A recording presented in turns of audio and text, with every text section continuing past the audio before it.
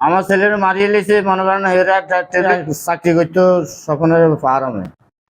থানাতে দরখাস্ত লেখাছি, লেখানোর পরে যখন 5 আগস্টের পরে আওয়ামী লীগ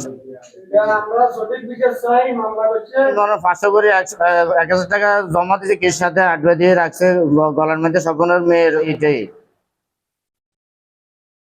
সোহান ভাইয়া এটা থানাত মামলা হইতো, এন্ট্রি হইতো দেয় নাই, আমার বউ কিছু দেখাইছে, আমার মারিয়ে লেগে আমার আসার পরে এটা আবার মানে এখন বিচার চাই।